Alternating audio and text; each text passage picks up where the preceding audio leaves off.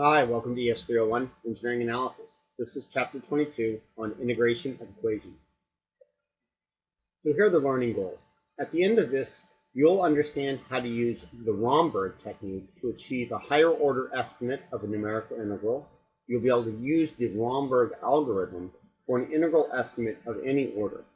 You'll understand how adaptive quadrature works to reduce the integral error with minimum function calls. You'll know how to use Gauss-Legendre quadrature and how that works for fitting polynomials of any order. And finally, you'll be able to numerically integrate an improper integral, which is an integral with a plus or minus infinity limit. All right, so first I want to kind of put in context where chapter 22 is. So last time in chapter 21, we looked at integrating when we had a bunch of data. And so what we were ended up doing was we were trying to guess what the function looked like that went through given data points. And so our lowest order estimate might have been that we just drew a straight line. This was called the trapezoidal rule.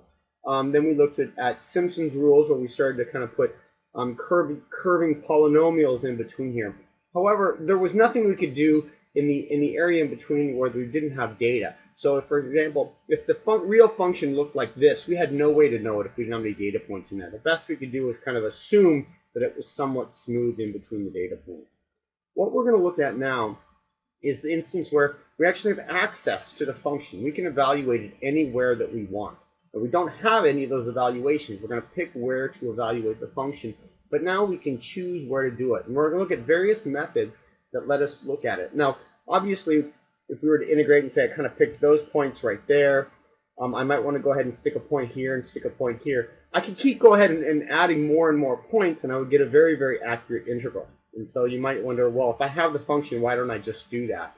Well, what we're going to look at is trying to minimize the number of times that I do a function call so that I don't go ahead and call it when I don't necessarily have to. And again, like we've seen a lot of times, that might not seem really relevant when these functions are very, very simple and we can execute them in just fractions of a second on a computer. But in reality, what would happen is there'd be sort of a trade-off.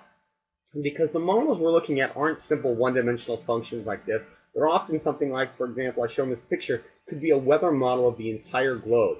And maybe what you wanted to do was you wanted to compute the heating index, which is an integral of all the temperature through the entire year. And maybe you want to know it at some particular point on the globe. And that would require running this numerical weather model for the entire planet for an entire year in order to accomplish that. And so it might turn out that sometimes the temperature isn't changing all that much, and we don't have to do it every single day or every single hour. And so we'd like to call this numerical model as few times as possible, yet still end up with a good estimate. So this is kind of where this idea of a trade-off comes in between. We're going to be trading off accuracy with efficiency. So we want to go ahead and make it very accurate, but we also want it to be very efficient. All right, so one of the first techniques I want to talk about is called Romberg integration. Okay, so kind of let's come back to here, and you can imagine again, we know this function. We can go ahead and choose where we want to go ahead and evaluate this function at any points that we want. And so imagine that I went ahead and I evaluated these little points that I'm showing here with the little dots. And if I was to go ahead and connect these dots, we realize where is actually a fairly good estimate or it's a fairly bad estimate. And so, for example, let's look at these 2 points right over here in the middle, where what I'm going to be doing if I connect it with a straight line is I'm going to be looking at the area underneath here, where the actual would be this area up here. So right over there, you could think of as the error. And so I can look at it in this way, that the actual integral, which is I, is equal to the estimate that I have, which is I, using a step size of h, so I'll call that the step size of h, plus the error associated with using the step size of h, which is this area that I've drawn up there. So the actual integral, the area underneath the red curve, is that, and it's just the summation of the two different functions here, which is my numerical estimate and my error. Now I could go ahead and add some points in the middle. So imagine I also estimated at where these little x's are right there. And so that would be decreasing the step size. And so each time there's going to be essentially an estimate based on h1 or an estimate on h2, where h1 is my larger step size and h2 is my smaller step size. But each time there's the integration numerical estimate and the amount of error that I have. And so this is kind of the concept that we're going to do, is that if I knew what E is, right? Clearly, if I knew what that was and I computed my I of H2, I just need to add the two together and I have my actual answer.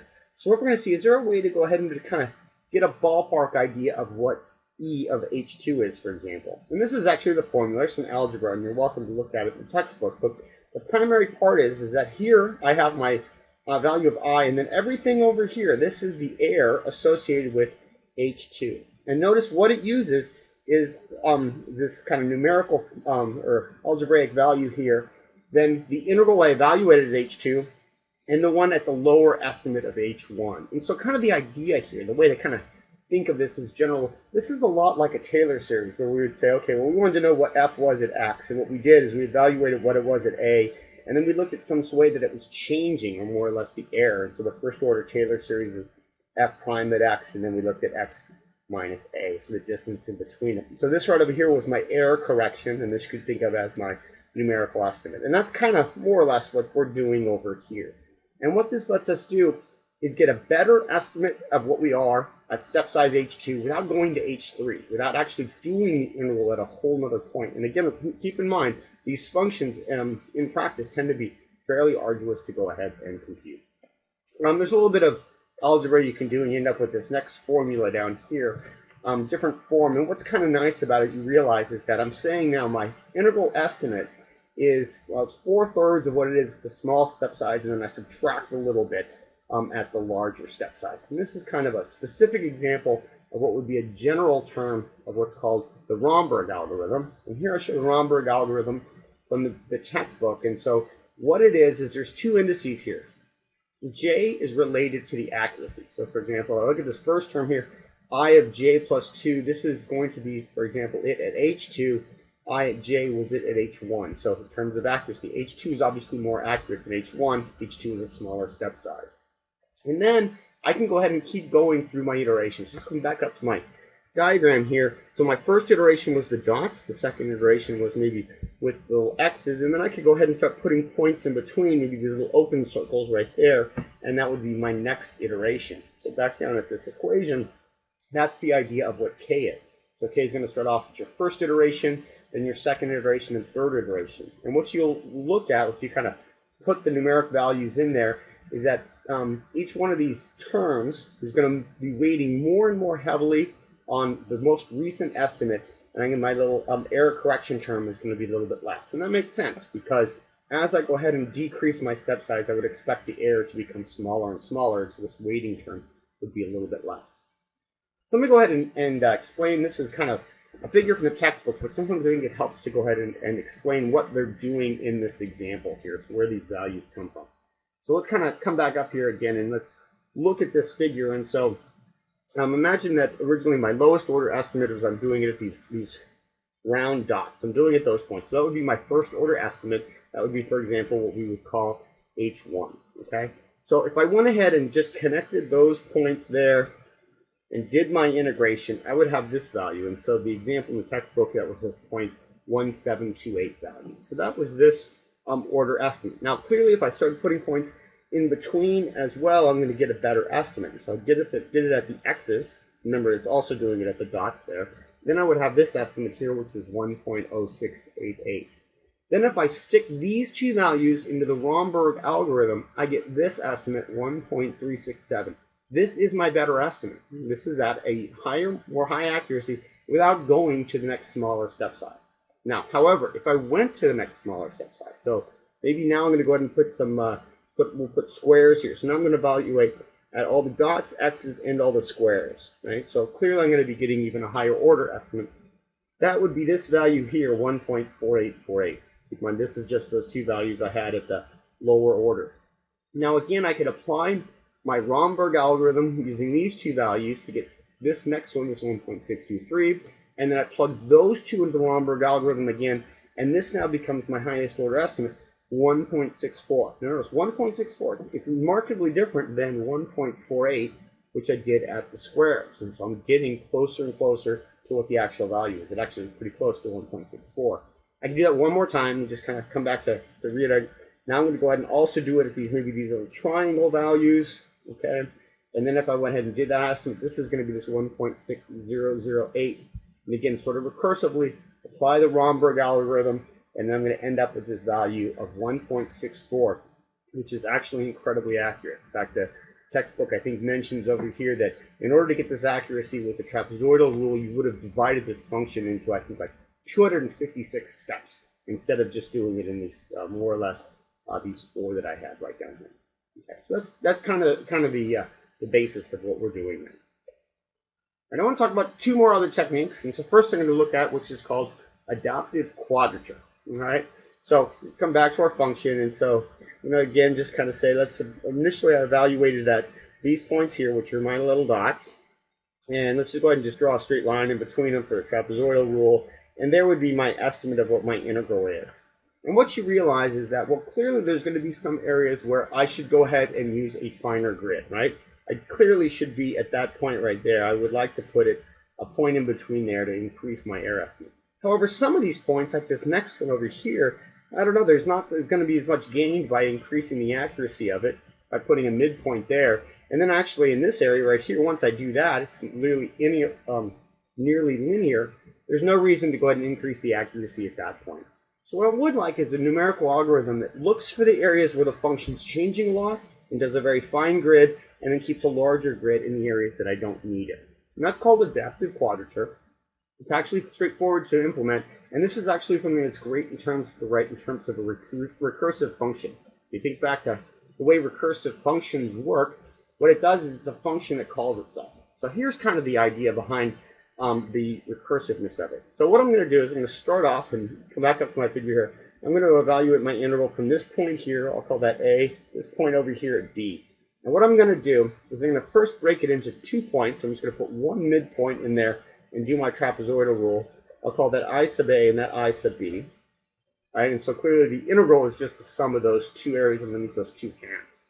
And then what I'm going to do is say, okay, well, how much does my error change if I go ahead, or the value of my integral change, if I was to take each one of these and divide them into 2? So I'm going to take this value of I sub A and break that into an A and a B. And if that changes a lot from my higher order of I sub A, then I'm going to go ahead and keep breaking it apart. If I don't need to, then I'm going to go ahead and just leave that estimate. So maybe I sub A needs to get broken up, but I sub B can remain the way that it is. And then each time it's going to be calling itself. So maybe down here in terms of this little section at B, I need to break that one into 2, and I don't need to break that one into 2. So it kind of goes down recursively. So effectively, kind of this little pseudocode I wrote down here, what I'm going to do is I'm going to do my first highest order estimate, or I should say lowest order estimate, and then I'm going to say if I break that up into 2 parts, does it change my value much? And if it does, then I'm going to go back up and say break that up and keep breaking it down. Maybe this one I don't, it's going to hold off and I'll keep breaking the left-hand side. There's kind of the recursive nature, the way that I would implement what's called adaptive quadrature. Let's look at another technique called Gauss-Legendre quadrature. And so the idea behind this is, let's kind of come back up to our trapezoidal rule that we talked about, where here's my function in blue, and if I went ahead and just had these 2 points there that I'm going to evaluate my function at, if I drew the trapezoid through there, right, I'd have this order estimate, where this area down here is the error in it, and this would be my integral estimate. And I wish I had the area underneath the blue curve. Well, it turns out that if you think about this, if instead of evaluating at the endpoints, I evaluated at some sort of points in the middle, well then the area that's above would be equal to the area below, and I would have a perfect estimate. And so the error would actually be 0. So there's as much negative space as positive space is the way to think of it. The idea behind Gauss-Legendre is that I'm going to try to go ahead and find these points and how much I want to weight each one of those function values such that I have the lowest amount of error possible. Okay, so let's come back up to the trapezoidal rule. The way the trapezoidal rule looks at, if you think of it, is that more or less I have a weighting function called C0 times the function at A. So that's the function at A, that's the function at B, and there's going to be some amount that I'm weighting those 2 points. It's 2 unknowns, right? So I want to know more or less what's the equation of that line. And the way I can determine what the values of C1 and C2 are is that I can say, well, let's say I want it to fit perfectly if it's a straight line. So for example, I want it to fit perfectly if y, the function, is just equal to a constant, say 1. And then I'm also want it to fit perfectly if it's a straight line but at an angle. So say y is equal to x. So this would be two constraints. From that I could go ahead and solve for what c0 and c1 are. They turn out to be these two values here. If you plug that into the function, you'll find that that's just a trapezoidal rule, right? It's clearly trapezoids fit perfectly if I've got a line that's straight across or one that is at an angle. Well, now let's go back and look a little bit at letting me adjust where the points are so I'm not sticking them at endpoints. So this is the idea, Gauss-Legendre. So now what I'm going to do is I've got a weighting for each one of the values, but also where I fix those points is going to be variable as well. So here's my equation again, where now I've got C0 and C1, then how much am I going to weight each one of those function evaluations, but also what is the location of x0 and x1? They're not the endpoints, they are some points in the middle. So now I've got 4 unknowns that I need to determine.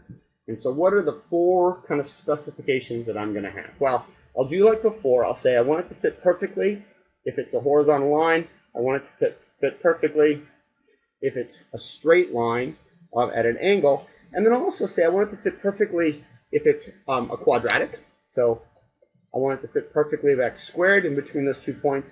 And I also want to fit a cubic, something that would be to the third. Those would be 4 conditions. And if I put those 4 conditions and do a little bit of algebra on it, you actually come up with some pretty simple constants. C0 and C1 are both equal to 1. And then x, the value of x, is going to be plus or minus 1 over the square root of 3. So the left-hand point, x sub 0, is going to be minus 1 over the square root of 3. And x1 is going to be positive 1 over the square root of 3. Okay. Now notice that this integral is assuming my limits were from minus 1 to 1, and so I would need to go ahead and adjust this value of x depending on maybe my integral I wanted it from, say, 2 to 6 or something like that. So there's this little transformation that you use, and here are the equations for that transformation, is that it turns out that x sub d, and x sub d is the value goes from minus 1 to 1. So that's the integral that I'm going to go ahead and do with this nice simple function down here. And then to do the transformation, wherever I see an x, I'm just going to put in this whole expression. B minus a are my 2 limits that I want to integrate from. And then this sort of over here, if you do the derivative of it, this is dx in terms of dx sub a. So let me just kind of do a quick example of the way that this works. It's not actually all that complicated. So imagine that this is the integral I want, from minus 6 to 2, and here's my function, 2x squared minus 3x dx. And so what I'm going to do is I want to transform this integral into one that goes from minus 1 to 1. So I'm going to go from minus 1 to 1, and then each time I see an x, I'm going to substitute in this expression. So what I'm going to have is 2 times, and then I'm going to put in this. So I have b plus a. Well, b is 2, and then a is minus 6, so it's going to be 2 minus 6. That's b plus a, and then plus, and now I have b minus a, and so b is 2, and it's going to be plus 6 minus minus 6. Right over there, and then that's going to be times x sub d all over 2. Okay, now that's all x, so then I square that, and then minus 3, and then I put in that whole expression again, and then for dx, I've got my b minus a, or my 2 minus 6, so 2 plus 6 over 2 dx sub d. And now I've got an integral that goes from minus 1 to 1. This is the new kind of revised function that I evaluate, and now I can use these nice simple weights of 1s for z0 and c1, and then my function I will evaluate at plus and minus 1 over the square root of 3. It's actually fairly straightforward to do, just a little messy when you write it all down. Okay. Now this right over here is the lowest order Gauss-Legendre. You can get really, really high order ones, and I just kind of want to mention what these terms are. There's a homework problem for this. So for example, this is the case that we just looked at here where I had 2 points. These were my values of C0 and C1. Those are my values of X0 and X1. Right? And so this one said I wanted to go ahead and fix, right, y is equal to a constant of 1. It was equal to a line, and then it was equal to a quadratic and a cubic as well. I could go ahead and do the next higher order, which means now I'm going to add a quartic, so an x to the 4th function as well. So now I've got new weights of C0, C1, C2, and then 3 points that I evaluate. And you can keep going to higher and higher orders right here. So you can actually see get down to this 6th order. Or 6th order, I'm now actually fitting a 7th order polynomial to it. And so each time the integral estimate that I have, my weighting factors over the values of c, and I evaluate my function at these x values that I have listed over here. And each time that integral needs to be transformed, we go from minus 1 the one with the variable substitution we saw just previously. All right, so one last topic I want to talk about, and that's how do we go ahead and integrate improper integrals. And improper integrals is something where the limit is like a plus or minus infinity, right? So a value that you really can't go ahead and have a value for. It's infinity. There's no number there. It's just something that's really, really large, either positive or negative. And these arise a lot in things. For example, in the probability density function, which I show over here, you might remember from statistics, where the area underneath this curve is equal to 1. And so I could get some sort of idea of how much the likelihood something is to occur. So for example, the shaded area, if that right over there is 1 standard deviation, the area underneath this curve would be the likelihood that it would occur between any value all the way up to plus 1 standard deviation of the mean, right? So that would be this area. It's going to integrate to something a little bit less than 1. And so this is actually the function going from minus infinity up to 1, and then I'm integrating this function right there. And so now you might want to go ahead and say, I'm going to go ahead and numerically integrate it. It's fairly straightforward, except that my limit of minus infinity, whenever I was breaking that down, regardless of using a trapezoid rule, Simpson's rule, whatever, I would just infinitely have to go ahead and evaluating the function further and further down. Where would it stop? And so what we're going to do is look at how to do that. A couple little manipulations you do. First thing you do is I'm going to go ahead and change the variable limits, this transformation. Here's a function from calculus. Turns out that if I'm an integral from a to b of a function f, it's also equal to, I'm going to change my limits, and my limits are going to be 1 over b to 1 over a, and 1 over t squared, and then the function of 1 over t. And so what's nice about this is that now my limits, instead of being minus infinity or plus infinity, doing 1 over that is going to give me a limit that's going to actually be equal to 0. Okay, so for example, if I look at the equation I had up here, right? So I went from minus infinity to 1. What I'm going to be doing now is looking at, well, the bottom, because notice also that these limits kind of switch, these from the top to the bottom. So before I went to 1, I'm not going to be integrating from 1 over 1, or still from 1. But now it's going to be 1 over negative infinity, so 1 over negative infinity, or essentially 0. So now I'm integrating something that's numerically not hard to do. I'm going to be integrating from 1 to 0. And then what I'm going to be doing is evaluating 1 over t squared and the function of 1 over t. So I'm just going to go ahead and plug this function in there instead of in terms of x's. It's going to be in terms of t. All right. So pretty straightforward, except if you look closely, now you'll realize you've kind of run into a problem in that one of your limits, instead of being infinity, is now 0. But if you put 0 into 1 over t squared, or once you integrate that, you'll still end up with t in the denominator. That's going to be undetermined. And how do you determine what that value is if you can't actually determine what it is? This comes to our last little rule that we're going to look at. And so here's kind of the idea. So here's my function. Let's say I wanted to evaluate this from 0 to some value 3, right? And so normally if we kind of think of it, we might break it up at just some equally dispersed points like that. I'm going to evaluate my function at all of those points. So I'm going to evaluate it at 0 and then 0.3, 0.6, 0.1, etc., all the way up to there. But what turns out, there's another way I can do it, which is going to let you, instead of evaluating the endpoints, I'm going to evaluate at all of these midpoints here, but not at the very, very endpoints. And not surprising, that's called the midpoint rule. It says my integral from x0 to xn, so this would be x0, and this would be x sub n of my function is, what we're going to do is, this is h is my step size, so that's that distance either between the dots or the x's, it's the same. And now I evaluate my function halfway in between all those points. So this first one right over here, that's at x1 half, and this one over here is x at 3 halves, right? Because this would be 0, 1, 2, 3 in my normal scheme.